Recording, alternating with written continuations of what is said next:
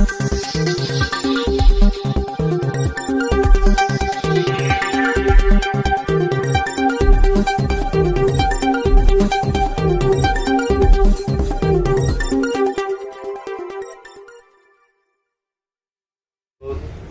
Plan है, वहाँ से जो रास्ता जा रहा है, इसको लेकर काफ़ी विवाद हो रहा है।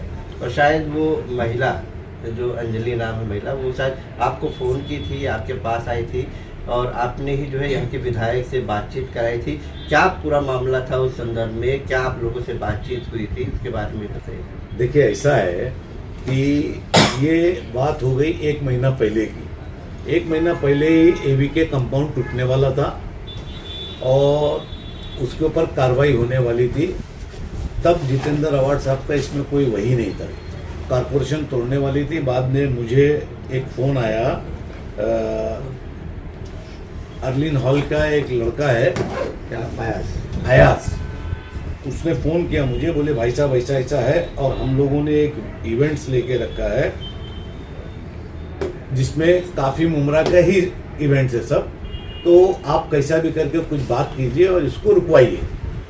तो फिर मैंने जितेंद्र अवार्ड साहब को फ़ोन किया कि अवार्ड साहब ऐसी बात है और ये पूरा इवेंट्स मुमरा का है, तो इसको अगर 1-2 महीने का टाइम मिल जाएगा तो ये इवेंट्स ख़त्म हो जाएंगे। उसके बाद उनको जो है महानगर पालिका जिनको मार्किंग करने का उन्होंने मार्किंग कर ले, जो ये खोल सकते हैं वो खोल ले, बाकी बाद में ये हो जाएगा। ये सच्चाई है।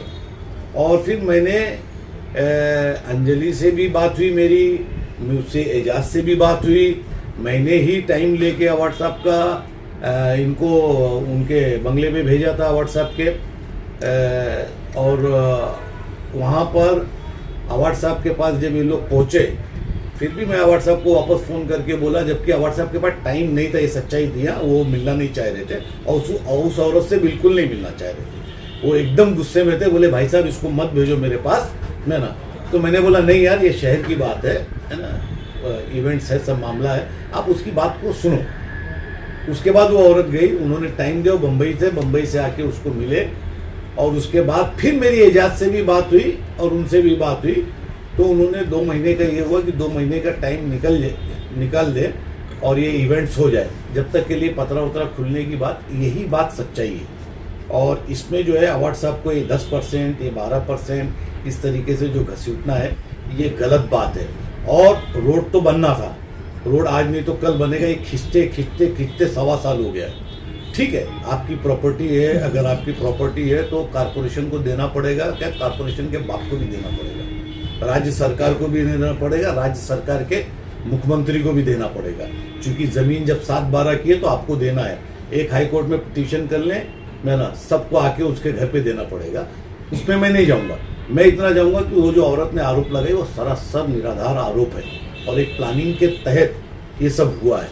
जो प्लानिंग हुई है वहाँ पे जिस तरीके का वो हुआ, रहा सवाल शिंदे साहब का बैनर गिरना, माजी मुख्यमंत्री हैं वो हमारे, और उप मुख्यमंत्री हैं अभी प्रेजेंट, उनका बैनर गिरना वो गलत बात है। उसका कोई हम लोगों से लेना देना नहीं, वो महानगर पालिका का विषय है, जिसपे शायद महानगर पालिका राजन भाई सब लोग गए थे कारपोरेशन में, तो उन्होंने माफ़ी मांग लिया, वो एक अलग इशू है। लेकिन इस तरीके से उनको बदनाम करना जितेंद्र अवार्ड को, ये गलत है, क्योंकि टाइम मैंने ही कराया था और टाइम मैंने ही दिलाया था। इसलिए मैं इसमें बोलना मैं हक समझता हूँ कि ज़बरदस्ती उनको घसीटा जा रहा है। 10% की बात जो है ना, एक बात और बताता हूँ, आरोप लगाने वाला आरोप लगाता है, इससे कोई फिक्र की बात नहीं है। आरोप लगता है, हमारे ऊपर भी बहुत आरोप लगते हैं, तो इससे कोई फर्क नहीं पड़ता, लेकिन वो विकास के लिए किया जा रहा है और वो होगा और करेंगे उसके लिए। महिला का ऐसा कहना है कि जो डीपी प्लान पास है, रोड बनाना है, आप बनाइए, लेकिन अगर जमीन अधिग्रहण कर रहे हैं तो कम से कम उसका मुआवजा तो दिया जाए, मुआवजा दो और बनाओ। मुआवजे का काम किसका है? जितेंद्र अवार्ड का है, सईद अली अशरफ भाई साहब का है, या महानगर पालिका? महिला कह रही है कि महानगर पालिका का आपको कमिश्नर के पास मुआवजा देंगे तो हम बना लेंगे। आप जो है अच्छे वकील को लेके जाके बात करो, नोटिस दे दो, नोटिस देके स्टे ले लो। तो भाई साहब अगर स्टे ले लेते थे तो महानगर पालिका की ताकत है क्या तोड़ सकती थी? नहीं भाई साहब, तोड़ती थी। उन्होंने कहा था कि कोर्ट से हमें 20 दिन का टाइम मिला था और जो है ये सब जो कर तो रहे हैं ये condemn of the builder court दाखिल करो लॉबी के लिए किया जा ना, रहा है। कंडम ऑफ द कोर्ट दाखिल करो ना। आप जितेंद्र अवार्ड को गाली क्यों दे रहे? आप कोर्ट पे दाखिल करो। उनका ऐसा कहना है कि कोई रोड वोड नहीं बन रहा है, ये बिल्डरों के लिए ये सब किया जा रहा ऐसा है। झूठी बिल्डर बात है। लॉबी का देखिए ऐसा- वहां से डीपी रोड है, वहां से नादुर फल्ला के पास से निकलना है रोड। 2014 से आज उसकी पार्टी वजह से वो जो रोड नहीं निकल रहा है, उसकी वजह से जब शाम में 3-4 हॉल में शादियां होती है ना, तो उसके बाद जो गाली मिलती है ना, तो सिर्फ आमदार को ही गाली दी जाती है या हमारी पार्टी को गाली दी जाती है। सारे के सारे लोग जब लिखते हैं ना तो बकशते नहीं हमको, दुनिया भर का लिखते मेरा मिली जुली सरकार है, क्या है, जानबूझ के ये किया गया है।